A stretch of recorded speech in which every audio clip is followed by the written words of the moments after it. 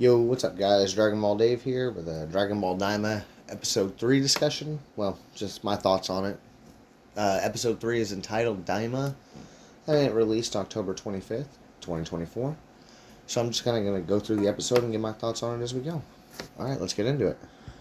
So the episode opens up with a shortened version of the recap they gave us of the Majin Buu arc in Episode 1. It's a condensed version of that, all the way through, the story of Dragon Ball. It calls Goku unparalleled, so, they're still calling Goku the strongest after the Majin Buu arc, I guess. But there's nothing really too major about that. I think that's going to be the intro format now, how they do that. But we don't know yet. We'll find out next week. Well, tomorrow, actually, from when I'm recording this. But when the episode actually opens up, we get with Shen, Goku, and Glorio in Glorio's ship, or plane as he calls it. And it zooms away from Earth really fast, and, Goku's all like, wow, this is really fast. And Shin kind of tells him that demon planes run on magic, and so they're faster than regular. And Goku's like, oh, I see. And so I guess that's kind of neat, we know Glorio's plane runs on magic, and that's why it's so fast. After that, Shin goes ahead and asks Glorio if they're heading to see Warp-sama. And Glorio says yes, and Goku's kind of like, well, Warp-sama, who's that?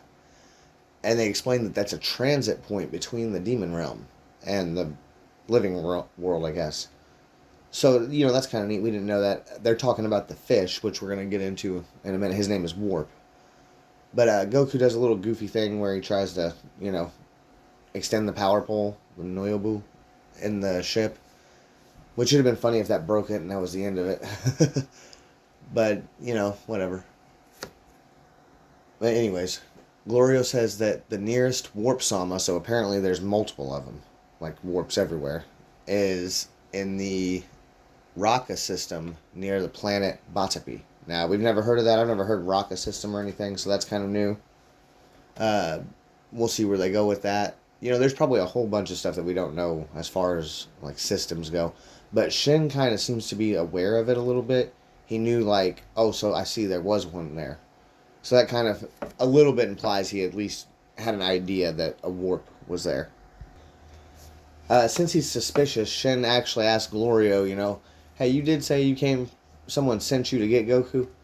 And Glorio tells him the king from the third demon realm. Now, I don't speak Japanese, but if you listen to the way he says it, he doesn't say Daima, or I'm sorry, Daimao. And he doesn't say, like, right after that, he mentions King Goma, and he identifies King Goma as King Goma. So the way he's using the word king differently. Maybe if you know some Japanese, you can help me out with that. But he does say that he definitely was sent from the third demon realm. I'm sorry, world.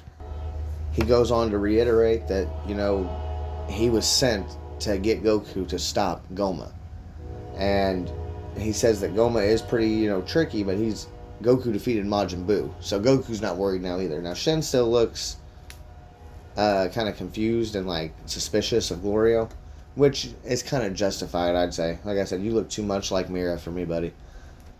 But as of right now, we don't really know what his full little story is or what's going to go on there. But he does tell us the third Demon King sent him. And he also describes Goma, because Goku asks if Goma's really strong again. And he says that Goma's not, it's not that he's super powerful, it's just that he's got crazy magic. But because Goku defeated Buu, it shouldn't matter. Or at least that's how he says. And like I said, Goku's not worried. He's like, hey, we're just going to go get Dende. Shin's got a concerned look on his eye, and then it pans to them arriving at planet Batapi and seeing the giant fish over there, aka Warp-sama. So from here on out, I won't call him a giant fish no more. I'll call him Warp. As they arrived there to planet Batapi, Shen says that he's going to relay their location to Kibito. And I thought he was going to, teleport to him or something. He doesn't do nothing like that. He just puts his fingers over his head and I guess sends him his brainwaves. So that's kind of cool. I don't think we've ever seen... Maybe we've seen them do that before. I know he got in Piccolo's head right at the beginning of Dragon Ball... the beginning of the Buu arc when we meet him. Like, Piccolo could hear his voice in his head. Or maybe that's just the dub. I have to rewatch again.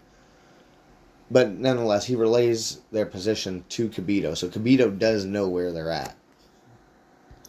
So, anyways, when they come up to Warp, Goku's already like, he's a goldfish, and it instantly agitates Warp. He kind of gets irritated, like, huh? I'm not a goldfish. And Goku's like, oh yeah, you are. You sure are, man. What are you talking about? And Shin tells Goku, like, hey, chill out. You can't agitate him, otherwise he could deny you passage to go somewhere. So apparently Warp, whoever put him in, he doesn't care about like demon kings or a god hierarchy. It's apparently based on like just his permission.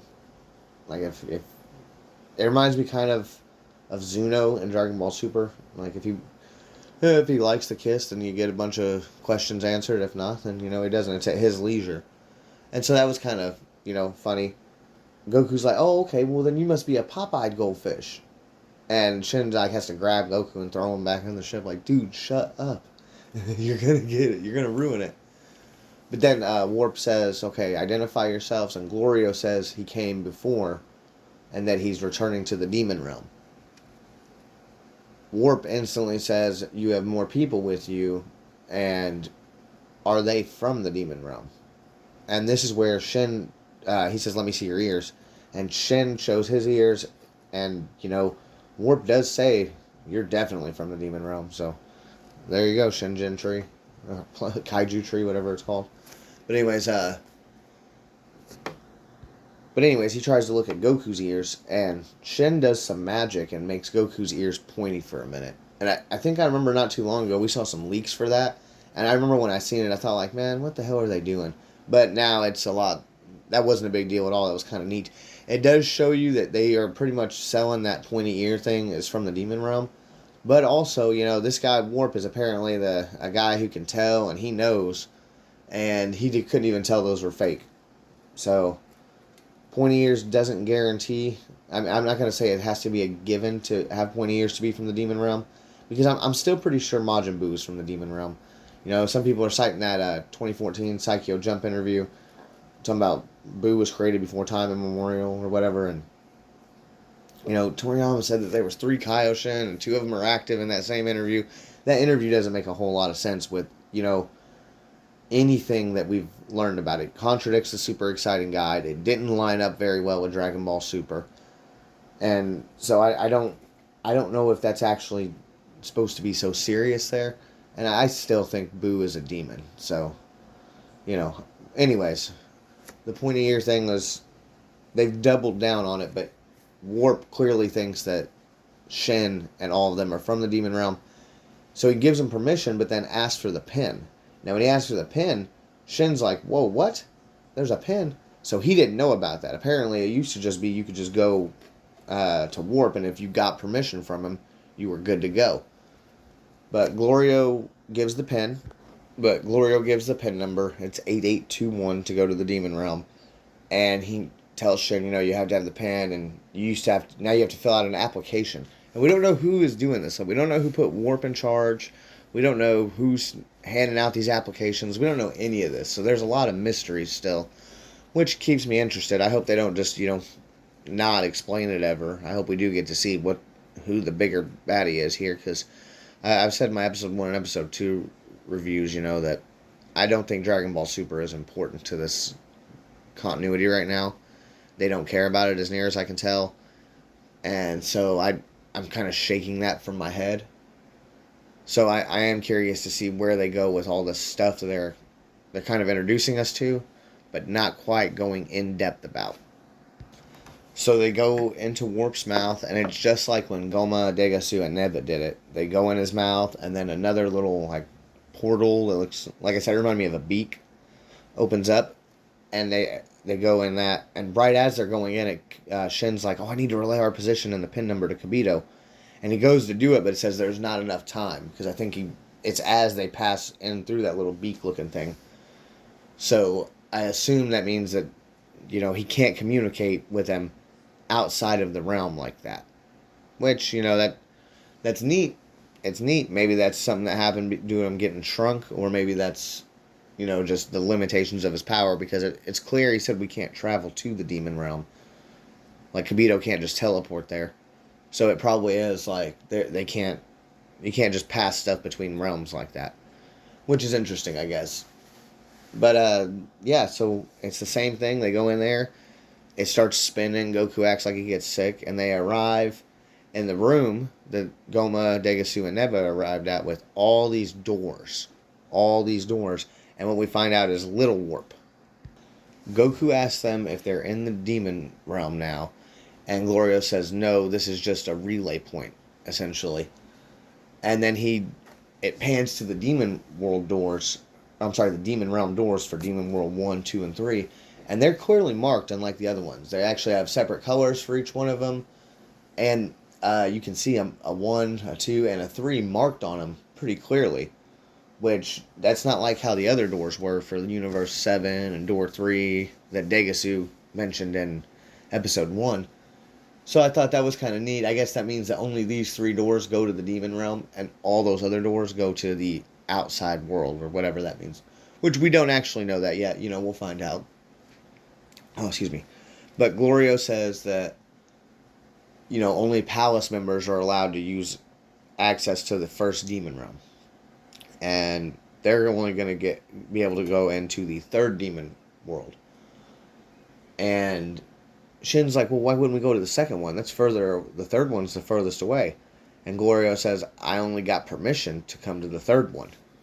And that's when Little Warp comes up to him and tells him, oh, so you're going to the demon world? Make it snappy. So Little Warp tells him, hurry up, get a move on. And they go through the third demon realm hatch. And as soon as they do, Goku's like, oh, no, not again. They spin again. And this time we actually get to see them come out of Warp. And he basically they went in his mouth. He comes out like poop, I guess. He poops them out. And that's silly, Classic Toriyama humor, I suppose. But it was kind of neat to see. And like I said, that kind of reminds me of Hawk from Seven Deadly Sins, where that's how Bon and Meliodas get to Purgatory, as they enter through Hawk. And so that kind of reminds me of that. I think that's neat. But they come right to the third demon realm. And, that's... We're actually in the demon realm now. And not just, a palace somewhere. We're in the third demon realm. So the third demon world. I gotta quit doing that. So when they get to the third demon world, Goku's kind of like, whoa, this is amazing. Look at all this stuff. And he's just kind of geeked like a little kid. Shin's a little concerned that he didn't get the pin number to Kibito on time. But Goku's like, don't worry, I'm sure it'll work out. So as they're flying, they come to a hole in the ground, which Goku asks about, and Shin calls it's the Demon Tunnel, the Demon World Tunnel, and it can take you from Realm 1, or I'm sorry, Demon Realm Tunnel, and it can take you from World 1 to World 2 to World 3, and it's sealed off by somebody with light from long ago. We don't know exactly when it happened. Shin says long ago people could freely go through the demon tunnel and access all 3 demon worlds. He said, but when he was young, somebody put a barrier of light over it and, prevented it. That's why people have to use warp to travel to the demon realm. Now, this was really interesting because this is, again, more lore that it's like, well, who is making these calls? Who decides this? It's interesting. But it kind of, Kibito said before that demons used to be able to come freely from the demon realm, but then now they can't. So this probably ties to that. But it's interesting, this came about when Shin was young. So, again, Shin's letting us know he's familiar with the demon realm. So, yeah, Shin explains that it used to be free passage, and Glorio says that only members of the first demon world can use the tunnel. Can use Warp Sama at will. Because warp is what they have to use now to travel between the demon realms. Or not at will, but just like at their leisure, I guess. And select members of the second demon world. And Shin was like, well, you appear to be from the third demon world, so how did you get it? How did you get permission to use it? And this is, he's aware of how suspicious Glorio is. But Glorio says that he works in the first demon world, And so that's how he was actually able to get access to it. And Shin asks him, like, well, what do you do? And Glorio's kind of looking like he's talking too much. And he just says this and that. So, who knows, man? Maybe he's an assassin. Maybe that's what his whole thing is. He kind of gives me assassin vibes, but, maybe I'm reaching with that. But anyways, as they're flying around the demon realm, they see a statue of Dabura. And he's holding up a peace sign, it's kind of neat. It reminds me of Mr. Satan, like the pose exactly. And the statue's in kind of rough shape. Some time has passed, but this is the third demon world. And as near as I can tell, that third demon world means like bottom of the barrel. Or at least that's kind of how they're trying to portray it. So perhaps that's why Dabura's statue is just run down, because, it'd be like having a statue for a politician that never messes with you or something. He never comes and does anything for your... Which we don't know that for certain, but I do get the idea that that's how they're setting this up. The third demon world is basically the bottom of the barrel and nobody messes with them. But anyways, Goku's checking out the environment. He thinks it's really cool. Like, oh, wow, it looks so much like Earth. And Shen tells him, he's like, it does look like it, man, but it's completely different. The ecology's different. There's plants, animals, the air's different, all types of stuff. And the gas, of course, will be, we'll talk about that a little bit more in just a second. But Goku says to Glorio now, he's like, hey, I want to breathe some of this air, man. Let's put the ship down for a second. Let me get used to this. This is a new place. The rocks are floating in the air and all types of stuff. So they do stop and they take a quick little break just for Goku to, get used to the air and be Goku. So upon getting out of the ship, Goku notes that it smells really bad there, and he also says that the air is really stuffy and hard to move in. Now, Glorio says that the gas makes the air heavy, and so that's why that's like that. But he does say it's harmless. Goku decides to climb up on the little ledge there and just take a peek, and he's just getting used to it. Now, Shin tells us this is the first time he's ever been to the third demon world. And that's actually a really interesting little thing, because that means that he hasn't been here before, but he at least was familiar with the other ones. But Glorio then says, oh yeah, you're a Glend, aren't you? Gurindo is how I believe it's said. And that's an interesting little piece of lore right there that I gotta stop for a second and talk about. So Shin does agree that he is one of those, a Glend, or Gurindo. Glend is what we're just gonna say. But Glorio says that if memory serves correct, many of them used to live in the second demon world. So now they've pretty much all but told us that Shin is from the demon world. Which, in episode 1, I talked about the super exciting guide and how it talks about the world core planet and the world core tree, the kaiju tree, where the Shinjin grow on. Now, I don't think that this means that is totally written off, but a mistake I had made in that was I said that it tells us that the core planet is in the Kaioshin realm, and that's not what the guide said. It actually said that it's somewhere in there, and because it's called a world core, and that Shinjin literally means like core people, I think that that's still actually going to apply. And I want to actually say that it runs through the demon realm and the regular universe, or potentially just the demon realm for now. We don't know. But anyways, Glend is like a pun on acorn, which is not too far stretched from pit or core, which is what Toriyama told us back in the super exciting guide. So I do think that it's still possible for them to be called Shinjin, because Shinjin could just refer to, like, we know every Shinjin comes from the tree, and now we know the Glend are from the second demon realm, or at least stayed there for a long time. So it's possible that all Shinjin are Glens, but not all Glens are Shinjin. We don't know. We don't know yet, but I thought this was an interesting little piece of lore drop. It does seem like they're going to push that Supreme Kaioshin, Shin, whatever you want to call him, came from the demon realm. And at the bare minimum, he used to be in the second one living. If he wasn't born there, whatever, but he lived there for a long time. So that's where they originate in one way or another. And so that's a very cool little lore drop. I really try to put all the Kaioshin lore nonsense together You know, back when they said that it was Beerus that sealed Old Kai in that 2014 Psycho Jump interview, I was like, what? How does that make sense? And then they did the God connection in Dragon Ball Super, where the gods of destruction are linked to the Kaioshin, and I was like, what?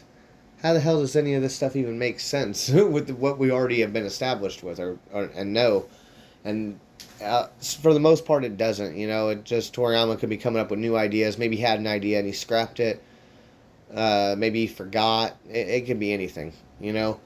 But as of right now, what we got in Daima is that the Glens, Shin, used to live in the second demon world. And so that is an interesting piece of lore. You know, I said that I still maintain that Shin is from the Kaiju tree, and I'm not totally sure I'm directly wrong on that yet. But I do think now they're really kind of pushing that he is from the demon realm. Oh, and Gloria also makes a little comment to Shin about, I'm sure, you know, your sophisticated kind, talking about the Glens, probably had no reason to ever come to the third demon world. And so that goes into what I was talking about before about how the demon world, like 3, is like the bottom of the barrel. Like they're looking down on him. And it reminded me kind of how Degasu kind of looked at, he's like, Shin thinks he's so uppity because he's a Kaioshin.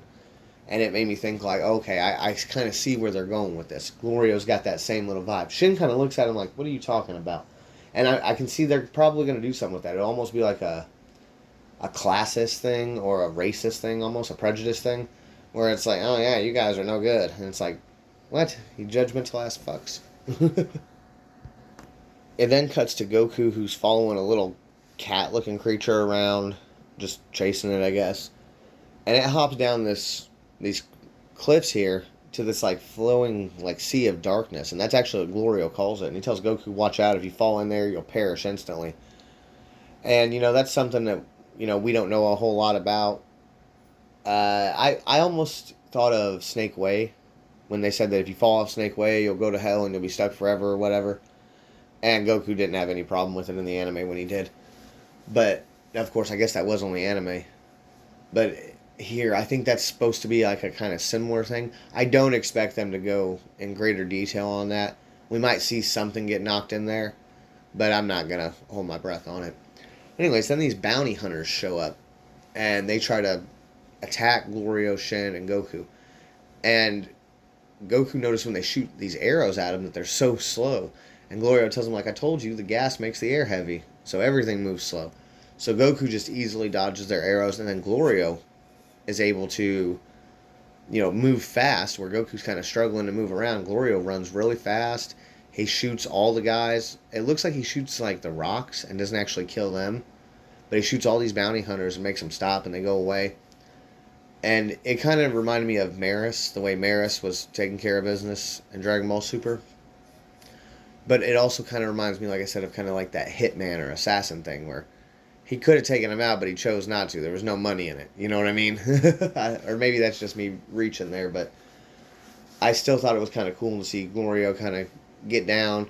And we see that, you know, everybody is affected by this. And it's not, this gas, I mean.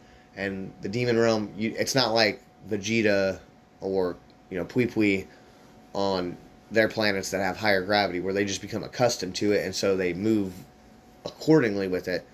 No, they just are used to moving slow, apparently, here in this demon world area. Because it doesn't seem like the gas is everywhere, but it's definitely right here where they're at. So, that is interesting still. So anyways, after they get away from the bandits, Glorio says, hurry up, we still got a long way to go. And they get back in the plane. As they're flying, Shin says, so where exactly are we going right now? And Glorio tells him that we're going to go to a small town and stay in a motel for tonight. And then tomorrow I'm going to take you to meet King Kadan of the third demon world. And so that's kind of neat. I guess we now have a name for him, and we're going to meet him. And Shin says, you mean the one that sent you as a secret envoy? And that's where Glorio says, yes, of course, you know. So as they're going, Shin says that Glorio's kind of flying slow. And, like, what's up? Why are you going so slow? Glorio explains that because of the gas and stuff, if you just try to go fast, it'll destroy the ship machinery. And they notice, you know, they notice the floating islands, but now they're actually paying attention to, hey, there's a floating volcano. And that's where Glorio explains that that floating volcano is what emits the gas that makes this area like that. Goku points out that it stinks, and he says he thinks he could fart and nobody would notice. Shen thinks that that's, crude, and why would you even think like that, dude? But Glorio explains that the volcanoes produce this gas, and the more they erupt, there's a bunch of them, and the more they erupt, the heavier the air becomes because the thicker the gas is. And then one of them explodes by him, and they're like, whoa! And Glorio's like, that's just a small emission. It's not even anything to worry about. And then he makes a little comment like, it appears the smell has increased too. And Goku's like, oh, you got me. So he was a child and he still farted in the sealed thing. They finally come to a town where, as they get there, Glorio says, you guys, it was night when I came and found you guys, so you must be sleepy. We're going to go ahead and rest here. And they come to a little town which looks like it's kind of like run down a little bit. We don't see like a whole lot of goodness. It looks like a bunch of homeless people or criminals out there. It's really hard to tell. There's 4 different ships parked there at the little, I guess, parking lot spot. But they get there and, everybody's kind of got a mean mug on, but it doesn't look like it's like a happy-go-lucky, productive society. So as they go into the hotel, Glorio goes up to the owner, or whoever this guy is, and asks for a room, and he said, yeah, at 50,000, like, Draco, I don't remember what the wording was, a piece for each room. And Glorio says that's robbery, not doing that. And he grabs Buddy by the collar of his shirt, and he's like, what are you doing? And Glorio says, you better watch yourself, and then shows him his gun. And Buddy's like, oh, okay, it's okay. How about just like 5,000 for the both rooms or something, or 3,000. I don't remember what he said. But I thought that was interesting because it shows that, either Glorio is known for something, or like I said, this Demon World 3 is like the bottom of the barrel. There's not really a law. There's not really a system that works down here. There's nothing. It's just, hey, I'm going to pay for the room, and if I didn't, I could just rob you and go stay in the room, Like, you lucky I'm offering to give you any money at all. It's kind of just like that. That's how it seems, a wild society. But they get 2 rooms. Glorio says, let's get some rest. And Goku, of course, says he's hungry because they were eating before Glorio came and got him. So he wants to get some food now. The owner dude or whatever he is says that there is a bar across the way, and I'm sure they have a burger or something in there. So Glorio, Shin, and Goku go ahead and head into this bar. So we finally get to see Goku in a bar. That's cool, huh? So they get in there, and Glorio, I guess he's the man with the money, because Shin and Goku ain't got no money. And he says, hey, is 1 burger enough? And Goku's like, no, I want 5. And Glorio kind of looks like, motherfucker, I ain't rich. And he asks Shin, do you want a drink? Shin says a little. Turns around, orders 5 burgers and 2 drinks for them to have. And Goku smashes the Demon World burger, says they're good. Asks what the meat's made out of. Glorio tells him don't ask. And, that was kind of funny, kind of neat. It does make you wonder, like, is the meat made out of, like, some animal we've seen, like the dragon thing that flew around, or the turtle-looking thing with the horns on its head? Or is that just, like, demons that get beat up in the bar and just use their bodies as meat? It was kind of funny. Well, then we get some demons that walk up to the table they're at, and they instantly get on Goku, like, hey, you don't have pointy ears, you're not from the demon realm. And Goku doesn't even acknowledge them. It's funny. Glorio tells him, like, we're eating Get Lost.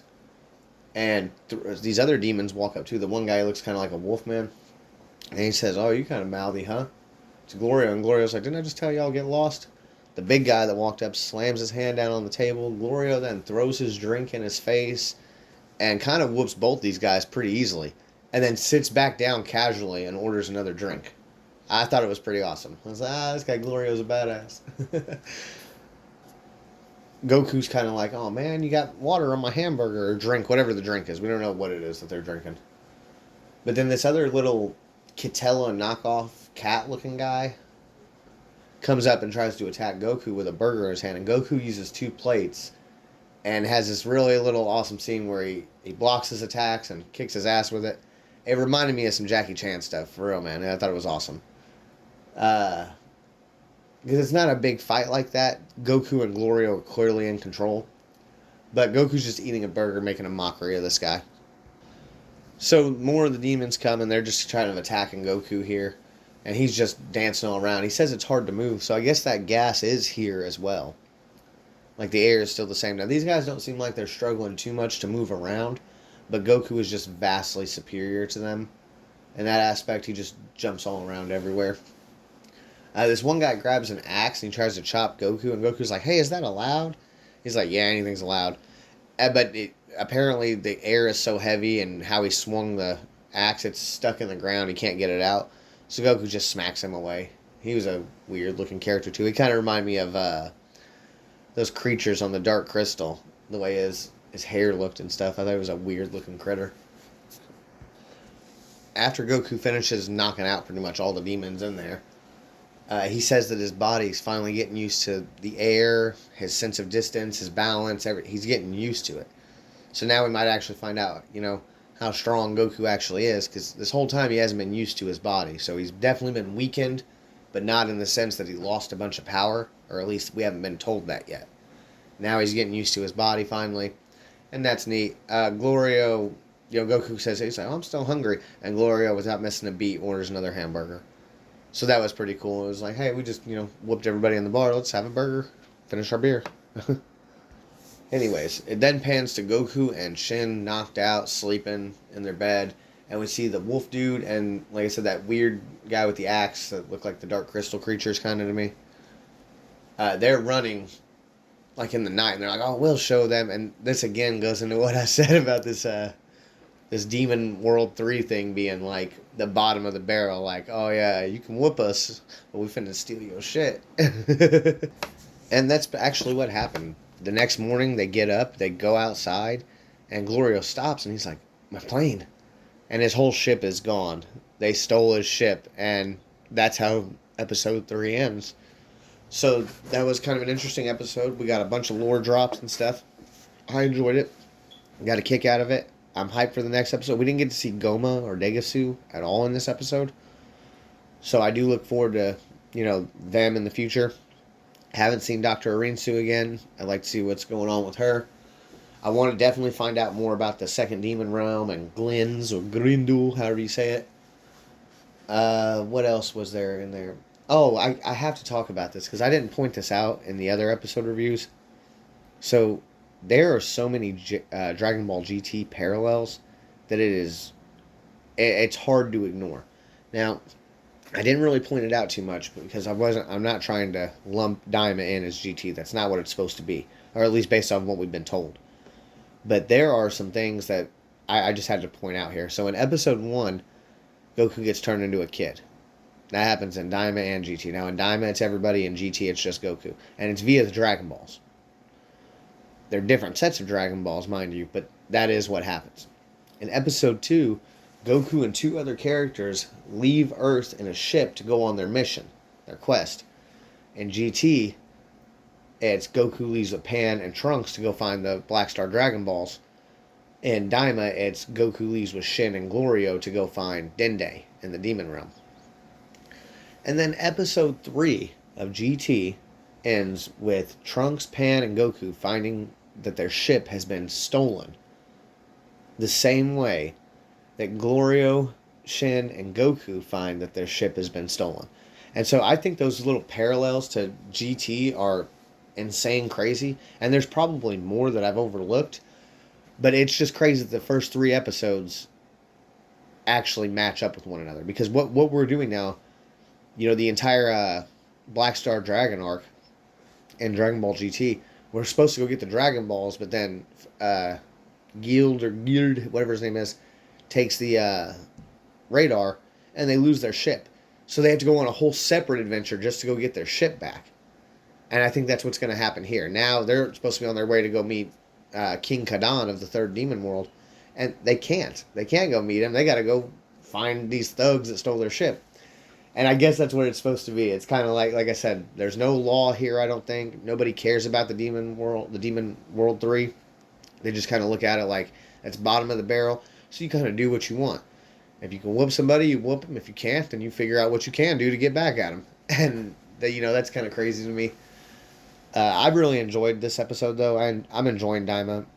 I haven't been too harsh on it for some of the things it's done that's kind of irked my nerves.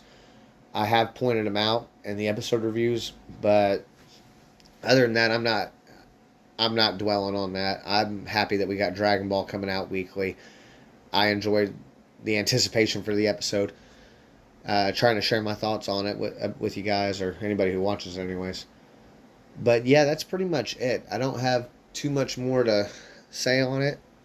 Let me know your thoughts down below. Appreciate you for watching.